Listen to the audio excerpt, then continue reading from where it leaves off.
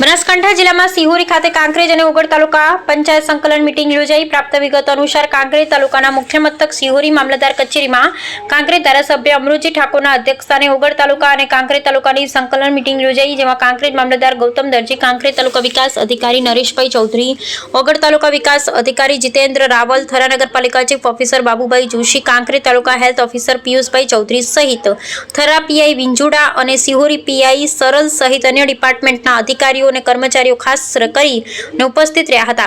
જેમાં સૌથી અગત્યની બાબત વિશે વાત કરીએ તો નેશનલ હાઈવે ઓથોરિટીના તાબામાં આવતા થરા અને સિહોરી વિસ્તારમાં પ્રી મોન્સૂન કામગીરીમાં નબળી કામગીરી અને આંખાડા કાન કરતા કાંકરેજ તાલુકા મામલતદાર દ્વારા નોટિસ ફટકારી જવાબ માંગ્યો છે। ત્યારે કાંકરેજ તાલુકા કંબોઈ ચોકડી ઉપર ટ્રાફિક જામ થઈ જવા બાબતે થરા બસ સ્ટેશનથી રૂની રોડ નાળા પાસે સર્વિસ રોડ ઉપર આવેલી ગટરોમાં વરસાદી પાણીનો નિકાલ તેમજ રાણકપુર ખાતે આવેલ પાણીના સંપમાં સફાઈ કામગીરી બાબતે સાથે 30 એપ્રિલથી નર્મદા કેનાલમાં પાણી બંધ કરવામાં આવ્યું, જેનું મેન્ટેનન્સ સહિત થરા અને સિહોરી નેશનલ હાઈવે પર સ્ટ્રીટ લાઇટ લગાડવાના બાબતોને લઈ ચર્ચા કરવામાં આવી। જેમાં ધારાસભ્ય અમૃતજી ઠાકોરે નેશનલ હાઈવે ઓથોરિટી ઉપર ગંભીર આક્ષેપો કરી મનમાની ચલાવી રહ્યા હોવાનું જણાવ્યું હતું। ત્યારે હવે આવનારા દિવસોમાં ચોમાસાની ઋતુમાં તંત્ર દ્વારા પ્રી મોન્સૂન બાબતે કેવી કામગીરી કરવામાં આવશે તે જોઈ રહ્યું હતું, પરંતુ હાલમાં તો કાંકરેજ તાલુકામાં તરવૈયાઓ પૂર હોનારતમાં સાધન સામગ્રી નથી, આગનો બનાવ બને તો ફાયર સેફ્ટીની સુવિધા નથી, ત્યારે હવે માત્ર કાગળ પર સંકલન મીટિંગ કરી તંત્રના અધિકારી કામગીરી કરી રહ્યા હોય તેવું લાગે છે। જોકે આ મામલે જિલ્લા કલેક્ટર અને જિલ્લા વિકાસ અધિકારી સહિત રાજકીય આગેવાનો દ્વારા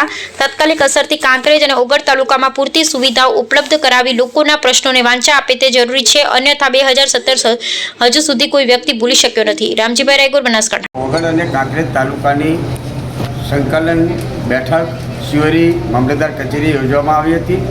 તેમાં પ્રથમ મારા 2 કે 3 મુદ્દા હતા જે જનતાના ઇફેક્ટેડ મુદ્દા હતા, જેનાથી જનતા પારાવાર મુશ્કેલીનો સામનો કરી રહી છે।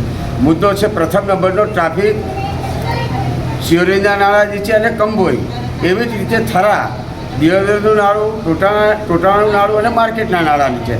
આ જે ટ્રાફિક ભયંકર જે ટ્રાફિક થઈ રહ્યો છે, આ ટ્રાફિકની અંદર એ બાબતથી ભારપૂર્વક વાત કરી છે। બીજી પ્રી મોન્સૂન કામગીરી કે થરાની અંદર જે બંને સાઈડ વરસાદ પડવાથી 2 ફૂટ પાણી ભરાઈ જાય છે અને લોકોને પારાવાર મુશ્કેલીનો સામનો કરવો પડે છે, તો એ ડિઝાસ્ટર મેનેજમેન્ટે પ્રી મોન્સૂન કામગીરી બાબતે શું કાર્યવાહી કરી છે, આ મુદ્દો હતો।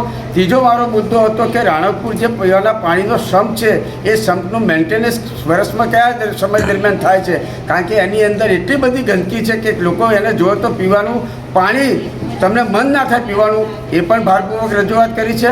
સંકલનની અંદર એક અભિનંદન પણ આપ્યા છે કર્મચારીઓને, સરકારી અધિકારીઓને, સર્વેને, પોલીસ ડિપાર્ટમેન્ટ, બંને પોલીસ સ્ટેશનના પીઆઈ પણ હાજર હતા, બંને મામલતદાર, બંને તાલુકા વિકાસ અધિકારી પણ ઉપસ્થિત હતા। બંનેને અભિનંદન આપ્યા કે તાલુકાની અંદર ખૂબ શાંતિપૂર્વક ચૂંટણી યોજાઈ બદલ સરકારી કર્મચારી સૌને અભિનંદન આપ્યા। નેશનલ હાઈવે ઓથોરિટી દ્વારા જે ગટરનું કામ નથી કરવામાં આવતું, વીજ પોલો નથી નાખવામાં આવતા, શું કહેવું? નહીં, નેશનલ હાઈવે ઓથોરિટી પોતાની મનમાની કરી રહી છે, જનતાને લૂંટી રહી છે।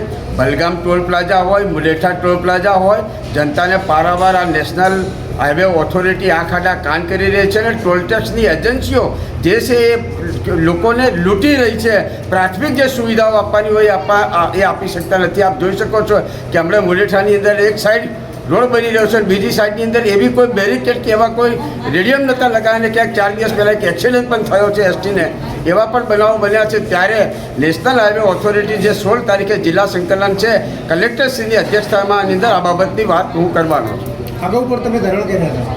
ધરણા પણ કર્યા છે, બધું કહ્યું છે। મેં તમને કહ્યું કે ટોલ ટેક્સવાળા જનતાને લૂંટી રહ્યા છે, નેશનલ હાઈવે ઓથોરિટી આ બાબતથી ગંભીરતા લેતી નથી। મેં કહ્યું એમ કે એ વખત 12 મહિના પહેલાં જ્યારે પણ વાત કરી હતી ત્યારે પણ આ ગટર લાઈન, વરસાદી પાણીની લાઈન નવી નાખવા માટેનો એ લોકો દરખાસ્ત કરી છે। આજ દિવસ સુધી એનો કોઈ અમલ નથી કે એનો કોઈ જવાબ નથી। આ બાબતની 16 તારીખે આવનાર જિલ્લા સંકલનમાં પ્રશ્ન લેવાનો છે।